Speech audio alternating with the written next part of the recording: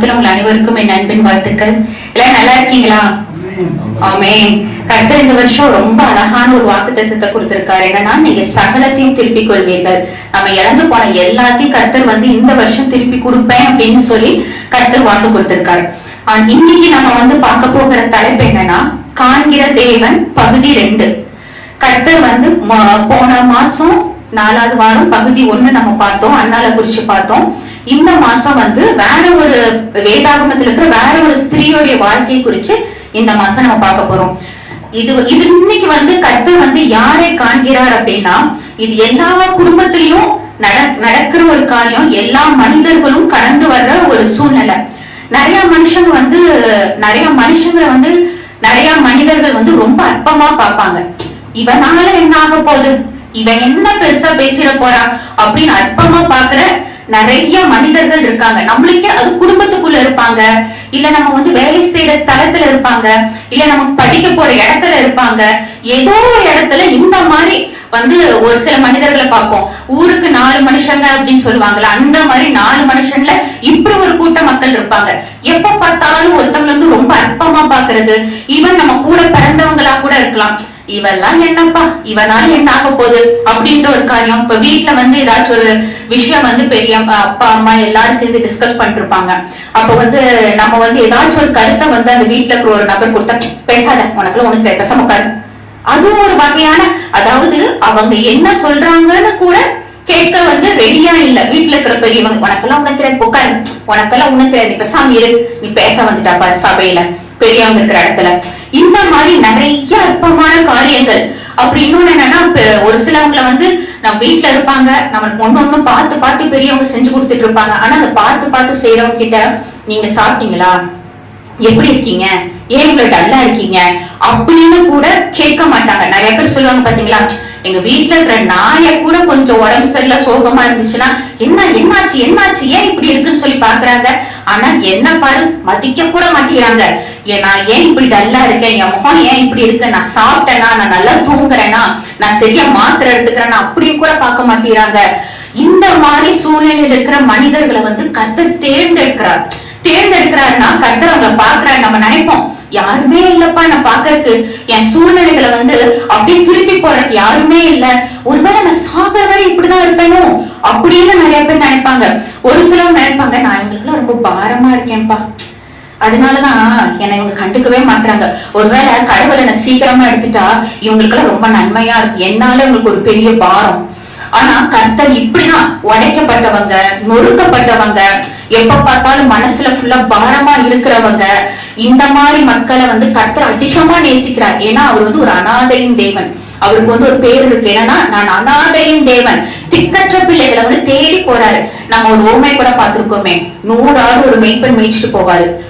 99 ஆடு அந்த மேய்ப்பன் கிட்ட இருக்கும், ஆனா 1 ஆடு தப்பி போகும். அவர் நினைச்சா, நம்மளுக்குதான் 100 ஆடு இருக்குல்ல, அது போனா போட்டோம் அப்படின்னு சொல்லி போடலாம். ஆனா மேய்ப்பர் என்ன பண்ணுவார், அந்த 99 ஆட்டையும் தனியா ஒரு இடத்துல செப்பரேட்டான ஒரு இடத்துல வச்சுட்டு அந்த ஒரு ஆட்டை தேடி போவார். அதுதான் கர்த்தர். அத்தனை கோடி மக்கள் இருந்தாலும் கர்த்தர் நொறுக்கப்பட்டவங்களை பார்த்தா மனதுருகிற தேவன். ஐயோ, என் பிள்ளை அழுதுகிட்டே இருக்காளே, என் பிள்ளைக்குள்ள இவ்வளவு பாரமா. ஒரு சிலவங்க மனசு ஃபுல்லா அழுதுட்டு இருப்பாங்க, ஆனா வெளியே பார்த்தா ஒரு ஸ்மைலிங் ஃபேஸ் மாதிரி சிரிச்சுக்கிட்டே இருப்பாங்க, ஜாலியா இருப்பாங்க, ஆடிட்டே இருப்பாங்க. பார்த்தா நினைப்பாங்க, இவெல்லாம் என்னப்பா எப்ப பார்த்தாலும் சிரிச்சிட்டு இருக்கா, எப்ப பார்த்தாலும் ஜாலியா இருக்கா. ஆனா அவ மனசுக்குள்ள பாரம் இருக்கிறது யாரும் அறிய மாட்டாங்க. அந்த பொண்ணுக்கு ஒரு ஹெட்வெயிட் ஒரு பேர் இருப்பாங்க, இவெல்லாம் ஹெட்வெயிட் பேச கூட மாட்டா அப்படின்ட்டு. ஆனா அந்த பொண்ணுக்குள்ளயும் உடைஞ்சு போன ஒரு இருதயம், அந்த மகனுக்குள்ளயும் உடைஞ்சு போன ஒரு இருதயம் இருக்கிறத கர்த்தர் காண்கிறார். சோ இப்படிப்பட்ட வேதாகமத்துல இருக்கிற ஒரு பொண்ணுடைய வாழ்க்கையை தான் இன்னைக்கு பார்க்க போறோம். என்னன்னா, அந்த பொண்ணு ரொம்ப அற்பமா அவ குடும்பத்துக்குள்ளேயே என்ன பண்றா. ஈவன் நம்ம இவ்வளவு டீடைல்டா அந்த பொண்ணை நம்ம தியானிச்சிருப்போமான்னு தெரியல. இந்த மாதிரி இன்னைக்கு இந்த ஒரு பொண்ணை தான் நம்ம பார்க்க போறோம். இந்த பொண்ணுடைய கண்ணீரை கர்த்தர் எப்படி பார்த்தார், இந்த பொண்ணுடைய வாழ்க்கைய கர்த்தர் எப்படி மாத்தி போட்டார் அப்படின்ற ஒரு காரியத்தை இன்னைக்கு நம்ம பார்க்க போறோம். ஏன்னா நம்ம இன்னைக்கு பார்க்க போற ஒரு பொண்ணோட பேர் லேயாள். ஆதியாகமத்தில் இருக்கிற ஒரு பொண்ணோட பேர் லேயாள். நம்ம நிறைய பேர் நினைச்சிட்டு இருக்கோம், இந்த சூழ்நிலை மாறாது போல இருக்கு. கடைசி வரை சாகிற வரை இந்த சூழ்நிலை அப்படியேதான் இருக்கும். ஆனா கர்த்தர் இன்னைக்கு வாக்கு கொடுக்கிறார், நான் உன்னை பார்த்துட்டே இருக்கேன். பார்த்தா மட்டும் போதுமான்னு நினைக்காதீங்க. கர்த்தர் பார்த்தாலே ஒரு மனிதனுடைய சூழ்நிலைய அப்படியே திருப்பி போட்டுருவாரு. பெதஸ்தா குளத்துல ஒரு மனுஷன் படுத்தே இருப்பான். அவன் கர்த்தரை பார்த்திருக்க மாட்டான், ஏசப்பா பார்த்திருக்க மாட்டான். ஏசப்பா தான் அந்த மனுஷனை தேடி போனாரு. தேடி போய் ஒரு வார்த்தை, உன் படுக்கை எடுத்துக்கொண்டு நடன்னு சொல்லும் போது அவன் வாழ்க்கை மாறிடுச்சு. அதாவது தேடி நம்ம சூழ்நிலைய கர்த்தர் இன்னைக்கு மாத்த போறேன்னு சொல்லி ஒரு வாக்கு கொடுத்திருக்காரு. இன்னைக்கு நம்ம எடுத்தவங்க வாசிக்கலாம். ஆதியாகமம் 29ஆம் அதிகாரம் 31வது வசனம். லேயாள் அற்பமாய் எண்ணப்பட்டாள் என்று கர்த்தர் கண்டு அவள் கற்பந்தரிக்கும்படி செய்தார். ராகேலோ மலடியாய் இருந்தாள். நிறைய பேருக்கு ராகேல்ன்ற ஒரு ஸ்திரீயை குறிச்சு தெரியும். யாக்கோபோட வைஃப் ராகேல் அப்படின்னு சொல்லி நிறைய பேருக்கு தெரியும். ஆனா அவ ஃபர்ஸ்ட் மேரேஜ் பண்ண ஒரு பொண்ணோட பேர் தான் லேயாள்.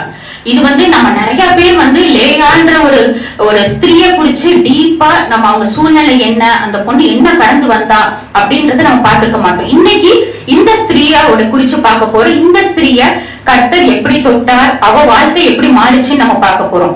சரி, லேயான்றது யாருன்னு தெரியுமா உங்களுக்கு? லாபான்ற ஒரு மனிதனுக்கு 2 பிள்ளைங்க இருப்பாங்க. அது மூத்த பொண்ணோட பேர் லேயாள், 2வது பொண்ணோட பேர் ராகேல். இவங்க லாபான் யார் அப்படின்னா ரெபேக்காளோட சகோதரர் தான் லாபான். யாக்கோபு அண்ணனுக்கு பயந்து ஓடி போய் அவர் அடைக்கலமா இருந்த இடம் பேரு தான், அடைக்கலமா இருந்த அவங்க வீடு பேர் தான் லாபான் கிட்டதான் யாக்கோபு இருப்பாரு. அப்படி இருக்கும்போது யாக்கோபு ரொம்ப நாளா லாபானோட வீட்டுல தங்கி இருக்கும் போது அவருக்கு 2வது பொண்ணை ரொம்ப பிடிச்சு போச்சு. என்னன்னா அவங்க அப்பாட்டே போய் சொல்றாரு, இந்த மாதிரி நான் ராகேல மேரேஜ் பண்ண விரும்புறேன், எனக்கு அவளை ரொம்ப பிடிச்சிருக்கு அப்படின்னு சொல்லுவாரு. அதுக்கு அவங்க என்ன சொல்லுவாங்கன்னா, சரி நீ அவளை மேரேஜ் பண்ணிக்கோ, ஆனா அவளை மேரேஜ் பண்ணிக்கணும்னா நீ 7 வருஷம் எனக்கு கீழே நீ வேலை பார்க்கணும் அப்படின்னு இருப்பாரு. இவருக்கும் ஓகே, அதாவது பெற்றோர் தான் நேசிக்கிற ஒரு பொண்ணை குடுக்கறேன், நீ கல்யாணம் பண்ணிக்கோன்னு சொன்னா அவங்களுக்கு எவ்வளவு ஹாப்பினஸ் இருக்கும். அதே ஒரு ஹாப்பினஸ் தான் யாக்கோபுக்கு. ஓகே டன், நான் இவளுக்காக நான் 7 வருஷம் உங்ககிட்ட வேலை பாக்குறேன் அப்படின்னு சொல்லி யாக்கோபு அவங்களும் சொல்லிட்டாங்க. அந்த 7 வருஷம் யாக்கோபுக்கு எப்படி போச்சுன்னா, அதே அதிகாரத்துல 20வது வசனத்தை வாசிங்க. அந்தபடியே யாக்கோபு ராகேலுக்காக 7 வருஷம் வேலை செய்தான். அவள் பேரில் இருந்த பிரியத்தினாலே அந்த வருஷங்கள் அவளுக்கு கொஞ்ச நாளாக தோன்றியது. பாத்தீங்களா, அந்த வருஷம் யாக்கோபுக்கு எப்படி தெரிஞ்சுச்சுன்னா கொஞ்ச நாளாதான் தோணுச்சு. நம்ம நினைப்போம் ஒருத்திக்காக இவர் 7 வருஷம் வேலை பார்த்தாரான்ட்டு. ஆனா யாக்கோபு அவ மேல வைத்த அந்த ராகேல் அவர்கள் மேல வச்ச பிரியம் யாக்கோபுக்கு எப்படின்னா கொஞ்ச நாளா சந்தோஷமா ரொம்ப மகிழ்ச்சியா அந்த 7 வருஷத்தை யாக்கோபு கடந்து போயிட்டாரு. இப்படி அவர் கடந்து போனதுக்கு அப்புறம் என்னாச்சுன்னா மேரேஜும் நடந்துச்சு. மேரேஜ் நடந்து அன்னைக்கு நைட் என்னாச்சுன்னா, யாக்கோபு கிட்ட அவங்க அப்பா லாபான் பண்ண ஒரு பெரிய காரியம் தாங்க லேயாளுடைய வாழ்க்கையவே மாத்தி போட்டுச்சு. இப்படி ஒரு தகப்பனா அப்படின்ற மாதிரி யோசனையா இருந்துச்சு. லாபான் என்ன பண்ணணும், யாக்கோபு மேரேஜ் பண்ணது ராகேல் அவங்கதான். ராகேல தானே யாக்கோபு கிட்ட அனுப்பணும். அன்று ராத்திரியில லாபான் பண்ணது என்னன்னா, அவங்க மூத்த பொண்ணாகிய லேயால அனுப்பிட்டாரு. யாக்கோபோட ரூமுக்கு மூத்த பொண்ணாகிய லேயால் அனுப்பிட்டார். யாக்கோபுக்கு வந்தது ராகேல் நினைச்சு அந்த இரவு கழிஞ்சு போச்சு. அடுத்த நாள் காலையில எழுந்து பார்த்தாதான் தெரியுது, கூட இருந்தது ராகேல் கிடையாது, லேயான்ட்டு. யாக்கோபு அப்படியே உடஞ்சு போயிட்டாரு. நான் யாருக்காக 7 வருஷம் வேலை பார்த்தேன்னா, நான் ராகேலுக்காக தானே 7 வருஷம் வேலை பார்த்தேன். இவர் எப்படி என்னை ஏமாத்தி லேயால அனுப்பலாம் அப்படின்னு சொல்லிட்டு போய் யாக்கோபு அவங்க தகப்பன் லாபான்ட்ட முறையிடும் போது, அதுக்கு அந்த லாபான் என்ன சொல்லியிருக்காரு பாத்தீங்களா? 26 வாசிங்க. அதற்கு லாபான், மூத்தவள் இருக்க இளையவளை கொடுப்பது இவ்விடத்து வழக்கம் அல்ல. இந்த காலத்திலயுமே இந்த வழக்கம் இருக்குங்க. ஏன்னா நான் இப்ப ஏதோ ஒரு எமர்ஜென்சில 2வது பொண்ணுக்கு மேரேஜ் வந்துச்சுன்னா மூத்த பொண்ணு என்ன சொல்லுவாங்க, மூத்த பொண்ணுக்கு ஏதோ பிரச்சனையோ, ஜோஷம் சரியில்லையோ, கிடக்கணும் இருக்கோ, அது இருக்கோ, இது இருக்கோ. அந்த பொண்ணுக்கு எதுவுமே இருந்திருக்காது. ஏதோ ஒரு சூழ்நிலை 2வது பொண்ணை கல்யாணம் பண்ணி வைக்கணும்ட்டு. ஆனா இந்த காலத்திலயுமே மூத்த பொண்ணுக்கு கல்யாணம் ஆகாம 2வது பொண்ணு கல்யாணம் பண்ண இந்த சொசைட்டி அப்படிதான் நடக்கும். இது பார்த்தா அந்த காலத்துல இருந்தே வர்ற ஒரு காரியம் போல. அப்போ லாபான் என்ன பண்ணிருக்கணும்னா, யாக்கோபு 2வது பொண்ணை நேசிக்கிறேன்னு சொல்லும்போது என்ன சொல்லிருக்கணும், அதெல்லாம் கிடையாதுப்பா, மூத்த பொண்ணுக்கு நான் கல்யாணம் பண்ணி கொடுக்குற வரை நீ கொஞ்சம் வெயிட் பண்ணு. மூத்த பொண்ணு கல்யாணம் பண்ணி கொடுத்த அடுத்த நாளே நான் 2வது பொண்ணு உனக்கு கொடுத்துறேன் அப்படின்னு சொன்னா ஒரு நல்ல தகப்பன் நம்ம நினைக்கலாம். ஆனா இவருடைய ஒரு யோசனையை பாருங்க. யாக்கோபு இதுல பயங்கரமா ஏமாத்தப்பட்டார், ஒளிஞ்சு போயிட்டாரு. எப்படின்னா அது எப்படி சொல்றேன் அப்படின்னா 7 வருஷம் அவருக்கு கொஞ்ச நாளா தெரிஞ்சு. அப்ப எவ்வளவு நேசிப்பு ராகேல் மேல யாக்கோபு வச்சிருந்தா அந்த 7 வருடம்ன்றது கொஞ்ச நாளா தெரிஞ்சிருக்கும். இதுல 3 பேர்த்தோட வாழ்க்கை பாதிக்கப்பட்டிருக்குங்க. யார் யார் வாழ்க்கைன்னு பாத்தீங்களா? யாக்கோபோட வாழ்க்கை ஏமாற்றப்பட்டார். ராகேல், லேயாள் யாக்கோபு ரூம்குள்ள போகும்போது ராகேலோட இருதயம் எவ்வளவு துடிச்சிருக்கும். அவனால அவங்க அப்பா அப்போசும் பண்ண முடியல. இல்லப்பா முடியாது, நான் தான் போவேன், எனக்கு தானே மேரேஜ் ஆச்சு, அவரோட எதுவுமே சொல்ல முடியல. அப்போ ராகேலும் பாதிக்கப்பட்டார். 3வது யாருன்னா லேயாள் அவர்களும் பாதிக்கப்பட்டாங்க. எப்படின்னா அவளுக்கு அந்த லேயாள் அவங்களுக்கு நல்லாவே தெரியும் ராகேலும் யாக்கோபு எவ்வளவு நேசிச்சாங்கன்ட்டு. அதாவது பார்த்திருக்கா. பார்க்கும்போது அவளோட மனசும் பாதிக்கப்பட்டுருச்சு. அப்போ ராகேல் யாக்கோபு கண்டிப்பா என்ன பண்ணுவாங்க, மூத்த பொண்ணா பயங்கரமா கோபப்பட்டு போங்க. அப்பா அனுப்புனா உனக்கு எங்க போச்சு, நீ என்ன பண்ணிருக்கலாம், நான் உள்ள வந்தோடனே நான் தான் உள்ள வந்திருக்கேன், என் தங்கச்சி வெளியே இருக்கலாம், நீ சொல்லிருக்கலாம்ல அப்படின்னு சொல்லி யாக்கோபு கூட சொல்லிருக்கலாம். 3 பேர்த்தோட வாழ்க்கை பாதிக்கப்பட்டிருக்கு. திரும்பி என்ன பண்றாரு யாக்கோபு, என்ன பண்றாரு, போய் கேட்கிறாரு. கேட்டோடனே அவங்க 2வது பொண்ணையும் கல்யாணம் பண்ணி கொடுத்துட்டாங்க. இப்பதான் இங்க ஒரு காரியம் 2வது பொண்ணு, அதாவது அவன் நேசிச்ச ராகேல யாக்கோபு கல்யாணம் பண்ணும்போதுதான் இப்ப வாசிச்ச அந்த வசனத்தை 30-31 ரெண்டையும் வாசிங்க. யாக்கோபு ராகேலையும் சேர்ந்தான். லேயாளை பார்க்கிலும் ராகேல் அவன் அதிகமாய் நேசித்து பின்னும் 7 வருஷம் அவனிடத்தில் சேவித்தாள். லேயாள் அற்பமாய் எண்ணப்பட்டாள் என்று கர்த்தர் கண்டு அவள் கற்பந்தற்கும்படி செய்தார். ராகேலோ மலடியாய் இருந்தாள். யோசிச்சு பாருங்க. இதுல தவறு லேயாள் மேல சுத்தமா கிடையாது. லேயாள் உண்மைக்கு சொல்ல போனா ஒரு இன்னசென்ட் யதார்த்தமான ஒரு பொண்ணு. அவங்க அப்பாவோட வார்த்தை கீழ்படிச்சு யாக்கோபு கூட போய் சேர்ந்துட்டாங்க. ஆனா இந்த இடத்துல லேயாள் ரொம்ப அற்பமா எண்ணப்பட்டா. யோசிச்சு பாருங்க அந்த அந்த பொண்ணோட நிலைமை எப்படி இருக்கும். யாக்கோபு என்னதான் லேயால மேரேஜ் பண்ணாலும் அவர் அதிகமா நேசிக்கிறது ராகேல். அவன் தான் கண்ணு முன்னாடி தான் ஹஸ்பண்ட் தான் சகோதரி கூட சந்தோஷமா இருக்கிறதும் அவரு கூட பேசுறதும், சகோதரி மூத்த பொண்ண அற்பமா பாக்குறத கர்த்தர் பார்த்துட்டாரு. இதுல ஒரு பெரிய ஒரு காரியம், அதாவது கர்த்தர் இந்த இடத்துல லேயாளுக்காக நிக்கிறத இனி வர்ற வசனத்துல நீங்க பாக்கலாம். எப்படி நிக்கிறாருன்னா, லேயாலும் ராகேலும் சேம் டைம் தான் மேரேஜ் பண்ணாங்க, சேம் டைம் தான் யாக்கோபு கூட இருந்தாங்க. ஆனா அடுத்தடுத்த குழந்தைங்க, மொத்தம் 4 குழந்தைங்க கர்த்தர் லேயாளுக்கு கொடுத்தார். ஆனா அந்த 4 குழந்தைங்க கொடுக்கும் போதும் ராகேல் மலடியா தான் இருந்தார். இதுதான் கர்த்தர் நம்ம மத்தியில லேயாளுக்காக நிக்கிறது. முதல் வசனம் 30ஆம் அதிகாரம் முதல் வசனம் வாசிங்க. ராகேல் தன் யாக்கோபுக்கு பிள்ளைகளை பெறாததை கண்டு தன் சகோதரியின் மேல் பொறாமை கொண்டு யாக்கோபை நோக்கி, எனக்கு பிள்ளை கொடும், இல்லாவிட்டால் நான் சாகிறேன் என்றார். அடுத்த வசனம் வாசிங்க. அப்பொழுது யாக்கோபு ராகேலின் மேல் கோபம் கொண்டு, தேவனால் அல்லவோ உன் கற்பத்தை அடைத்திருக்கிறார், நான் தேவனே என்றார். நான் தேவனா? எவ்வளவு ஒரு பெரிய வார்த்தை பாருங்க. ஸ்தோத்திரம். ஏன்னா லேயாள் தான் தப்பு பண்ணா, லாபான் கூட சேர்ந்து லேயாள் தான் தப்பு பண்ணா கண்டிப்பா யாக்கோபு நினைச்சிருப்பார். ஆனா இந்த இடத்துல யாக்கோபு என்ன சொல்றாருன்னா, தேவன் உன் கற்பத்தை அடைத்திருக்கிறார், நான் என்ன செய்ய முடியும்? இதுதாங்க நிறைய பேருக்கு ஒரு சூழ்நிலை. அதாவது நம்ம தவறே பண்ணிருக்க மாட்டோம். யோசிச்சு பாருங்களேன், நம்ம கூட இருக்கிற நம்ம கணவர் தவறு பண்ணிருக்கலாம், நம்ம பிள்ளைங்க ஏதோ ஒரு தவறு பண்ணிருக்கலாம், நம்ம தவறே பண்ணிருக்க மாட்டோம். ஆனா அந்த உலகம் என்ன சொல்லுனா, நீ சொல்லிருக்கலாம்ல, நீ பண்ணிருக்கலாம்ல, நீ பேசிருக்கலாம்ல, நீ நின்றுக்கலாம்லன்னு சொல்லி நம்ம தப்பு பண்ணாத நம்மள நிறைய பேர் கை காமிப்பாங்க.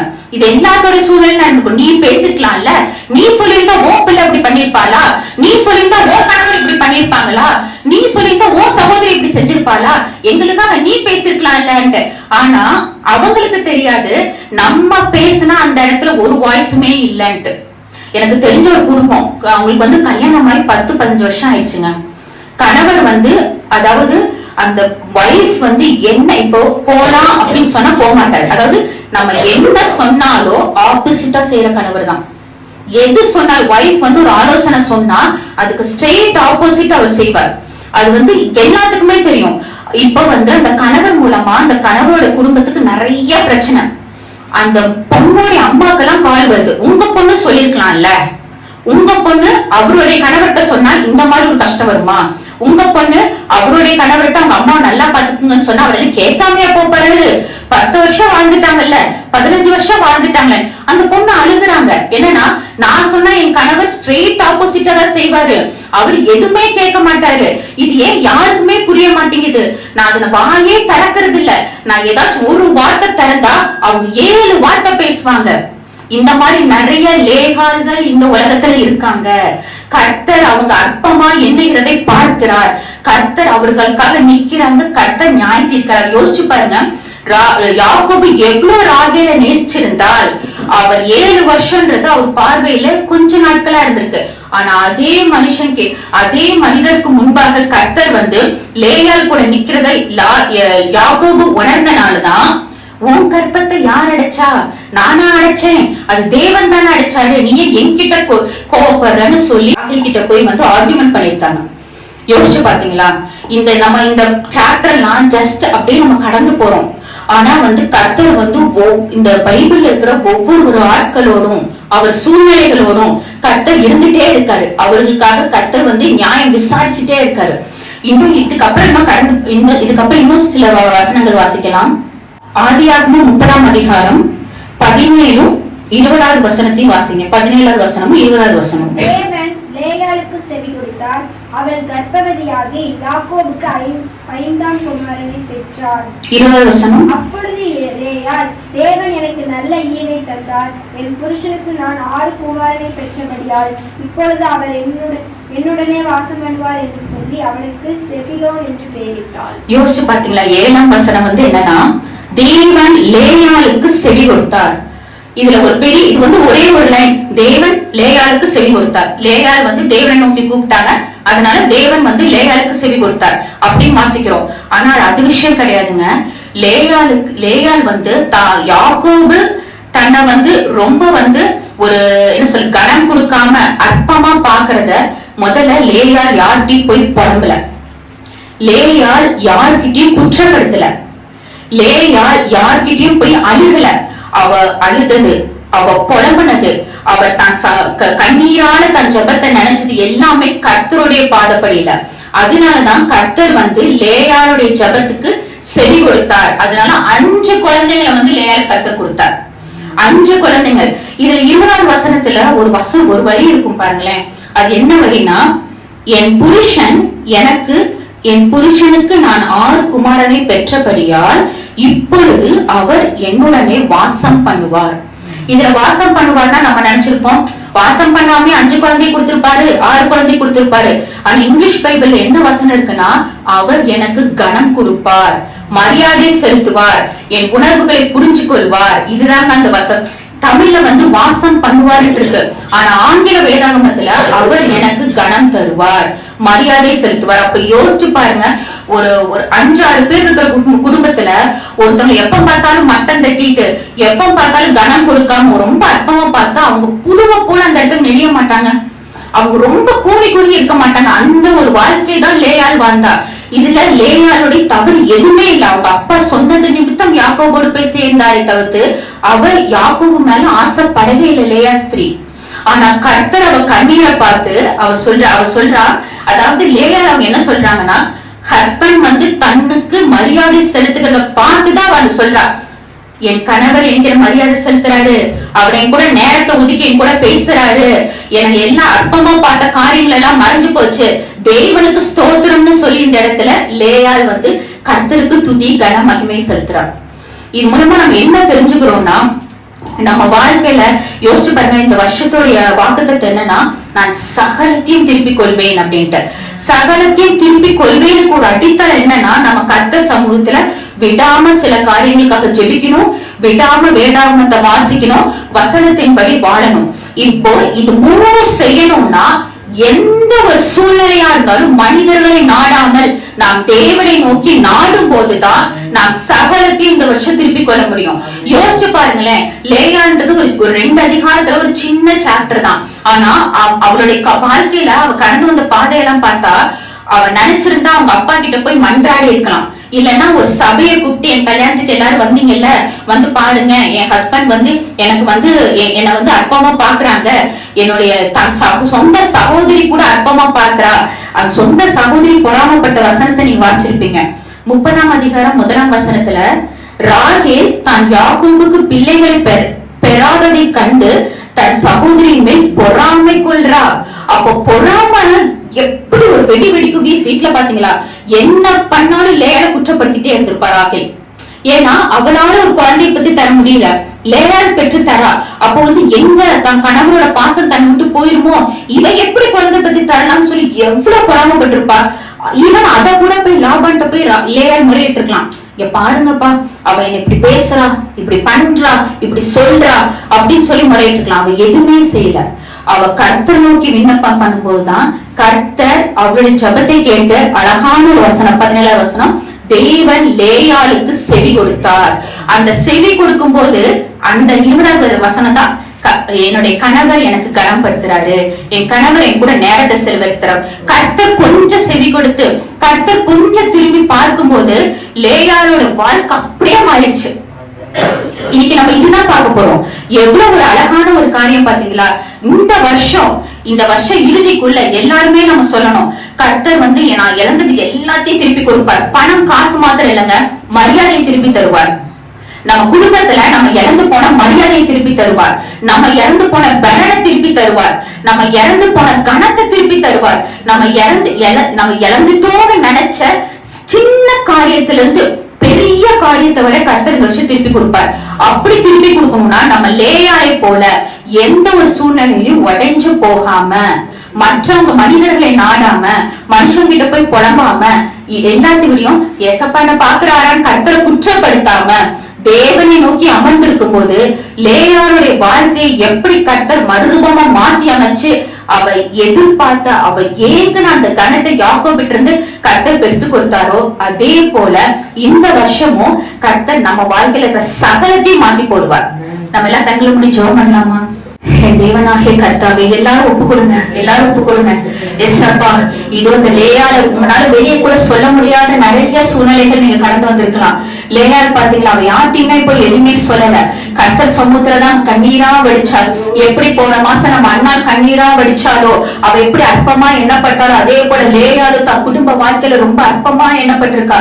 நீங்க சொல்லுங்க, எஸ்அப்பா நான் அற்பமா எண்ணப்படுறேன், என்னை யாருமே என் பேச்சை யாருமே செவி கொடுத்து கூட கேட்க மாட்டாங்க. ஈவன் உங்க ஆபீஸ்ல கூட உங்களை அற்பமா பார்க்கலாம், என்ன வேலை பாக்குறா அப்படின்னு சொல்லிட்டு. உங்க குடும்பத்துல இருக்கிற உறவு முறைகள்லாம் உங்களை அற்பமா பார்க்கலாம், இவ என்ன வாழ்ந்துட்டா இப்ப இப்படி பேசுறா அப்படின்னு சொல்லிட்டு. ஆனா நீங்க என்ன பண்ணுங்க, ஒவ்வொரு நாளும் கர்த்தருடைய சமூகத்துல உங்க ஜபங்களை கண்ணீரா செலுத்துங்க. இந்த மாச இறுதிக்குள்ளேயே கர்த்தர் உங்க வாழ்க்கையெல்லாம் மாற்றி போடுவார். யோசிச்சு பாத்தீங்களா, லேயாளுடைய ஜபத்துக்கு கர்த்தர் செவி கொடுத்திருக்கிறார். செவி கொடுக்கும் போதுதான் லேயாள் சொல்றா, என் கணவர் என்னோட வாசம் பண்ணுவார் அப்படின்னு சொல்லிட்டு. அது எவ்வளவு சந்தோஷத்துல அந்த வார்த்தை அவ சொல்லியிருப்பா பாருங்க. ராகேலோட கர்ப்பத்தை கர்த்தர் அடிச்சிருக்காரு. ஆனா லேயால அற்பமா பார்க்க வேண்டிய இடத்துல குழந்தைகள் எல்லாம் பெற்று ஒரு செல்வமா மிகுந்த ஒரு வாழ்க்கையை லேயாளுக்கு கர்த்தர் வாக்கு பண்ணாரு. அதே போல என் தேவனாகிய கர்த்தாவே, இந்த நேரத்துல உங்க பாதப்படியில என்னென்ன காரியங்களுக்காக உங்க பிள்ளைங்க கண்ணீரோடு வடிக்கிறாங்களோ அந்த காரியத்தெல்லாம் மாற்றி அமைங்க இயேசுவின் நாமத்தினால. ஒருவேளை கணவர் கிட்ட இருந்து அந்த கணத்தை எதிர்பார்த்திருக்கலாம், இவ்வளவு நாள் அவங்க வாழ்க்கையில கிடைக்காம இருந்திருக்கலாம். அந்த கணத்தை திருப்பி கொடுங்க ஏசப்பா. உங்களை நோக்கி ஜெபிக்கும் போது உறவு முறை மத்தியில அவங்க ரொம்ப சிறியவர்களா அற்பமா எண்ணப்பட்டிருக்கலாம். ரொம்ப சின்ன வாழ்க்கை, என்ன ஒரு வாழ்க்கையை வாழ்றா அப்படின்ற மாதிரி அற்பமா எண்ணப்பட்டிருக்கலாம். ஏசப்பா அந்த வாழ்க்கையெல்லாம் மறுரூபமா மாத்தி தாங்க.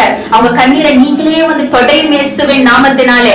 ஒருவேளை வேலை ஸ்தலத்துல பிள்ளைங்க அற்பமா எண்ணப்பட்டிருக்கலாம், இல்லைன்னா பிசினஸ்ல ஒரு வளர்ச்சியே இல்லாம அவங்க அற்பமா எண்ணப்பட்டிருக்கலாம், இல்ல வீடு கட்டுமானம் பண்ணி பாதியிலே நிற்கப்பட்டு உறவு முறை மூலமா அவங்க அற்பமா எண்ணப்பட்டிருக்கலாம். ஆனா இந்த வருஷத்துல உங்க அற்பங்களை எல்லாம் கர்த்தர் மாற்றுவார். அற்பமாய் பார்க்கப்பட்ட பார்வையெல்லாம் கர்த்தர் இன்று மாற்ற போறார். நீங்க செய்ய வேண்டியது ஒன்னே ஒண்ணுதான், தேவனை நோக்கி அமர்ந்திருங்க, தேவ சமூகத்துல காத்திருங்க, வேதாகமத்தை இடைவிடாமல் வாசிங்க.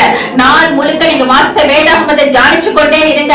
லேயாள் ஒரு வாழ்க்கையில கர்த்தர் ஒரு மாற்றத்தை கொண்டு வந்தது போல உங்க வாழ்க்கையில கர்த்தர் ஒரு பெரிய மாற்றத்தை கொண்டு வர போறார். நீங்க இனி வர நாட்கள்ல சொல்லுவீங்க, நான் தேவ சமூகத்துல காத்திருந்தேன், கர்த்தரை வாழ்க்கையை மாற்றினான்னு சொல்லி. உங்களை போல அழுதுட்டு இருக்கிற பிள்ளைங்க மத்தியில நீங்க அது ஒரு சாட்சியாவே சொல்லும்படி கர்த்தர் நிறுத்துவார். ஏன் நீ அனாத, ஏசப்பான்னு ஒருத்தர் இருக்காரு, நான் இப்படிதான் வாழ்க்கையை இப்படி பரட்டி போட்டார். நீ ஜெபம் பண்ணு, நீ கர்த்தரை நோக்கி கேளு, கர்த்தர் உன் வாழ்க்கையை பரட்டி போடுவான்னு சொல்லி கர்த்தர் நம்மள பெரிய சாட்சியாய் நிறுத்துவார். கர்த்தர் நம்மள பெரிய சாட்சியாய் நிறுத்துவார். இவ்வளவு நாள் நம்ம அந்த லேயாளை இவ்வளவு தூரம் பார்த்திருப்போமா? ஆனா இன்னைக்கு பார்த்திருக்கோம்னா வேதாகமத்துல கூட ராகேல் தாங்க பெருசா தெரியுறா. லேயாளை யாருமே பார்க்கல. ஆனா மனுஷர்களை பார்க்கிற பிரகாரம் கர்த்தர் பார்க்கவே மாட்டார். மனுஷர்களை அற்பமா உங்களை பார்க்கலாம், ஆனா கர்த்தர் உங்களுக்குள்ள இருக்கிற ராஜாத்தியை தான் கர்த்தர் பார்த்தார். தாவீத கூட எல்லாரும் அற்பமா தான் பார்த்தாங்க, யோசேப்ப கூட எல்லாரும் அற்பமா தான் பார்த்தாங்க. ஆனா அற்பமா பார்த்தவங்களை தான் கர்த்தர் வந்து ராஜாக்களை போல அபிஷேகம் பண்ணி நிறுத்தினாரு. எஸ்தர் ராஜாத்தி ஏதோ ஒரு இடத்துல கிராமத்துல குக்கிராமத்துல இருந்தாங்க, ஆனா எஸ்தர் ராஜாத்திய தேசங்களுக்கு ராணியாய் கொண்டு வந்தாரு. அதே போல என் தேவனாகிய கர்த்தர் இன்னைக்கு உங்க எல்லாத்தோட வாழ்க்கையில மாற்ற போறார். மறுபடியும் மாற்ற போறோம். கண்ணீர் எல்லாம் மாறப்போகுது. நீங்க செய்ய வேண்டிய ஒன்னே ஒண்ணு, தேவனை நோக்கி அமர்ந்திருங்க, தேவனை நோக்கி காத்திருங்க, விசுவாசம் உள்ளவர்களா இருங்க. விசுவாசம் இல்லைன்னா கர்த்தரால எதையுமே செய்ய முடியாது. சூழ்நிலைகளை பார்த்து பயப்படாதீங்க, சூழ்நிலைகளை பார்த்து கலங்காதீங்க, விசுவாசம் உள்ளவர்களா இருங்க. வேதாகமத்தை அதிகாலை எந்திரிச்சு வாசிங்க, கர்த்தரோடு இடைப்பட்டு பேசுங்க. நாள் முழுக்க எது ஏசப்பாக்கு பிடிக்கும், எது ஏசப்பாக்கு பிடிக்கும் தேர்ந்தெடுத்து நீங்க செய்யுங்க. கர்த்தர் உங்க வாழ்க்கையில இந்த மாச இறுதிக்குள்ள ஒரு சாட்சியுள்ள பிள்ளைகளா நிறுத்துவார். எசப்பா, இந்த லேயாளுடைய காரியங்களை கேட்டு தம்ம இருதயத்துல யார் யாரெல்லாம் அர்ப்பணிக்கிறாங்களோ அந்த பிள்ளைங்களோட எல்லா ஜபங்களையும் கேட்டு அவங்க காரியங்களெல்லாம் நீங்க மாற்ற போற கிருபைக்காக நன்றி. இயேசு கிறிஸ்துவின் மூலமா ஜெபம் கேளும் பிதாவே, ஆமென்.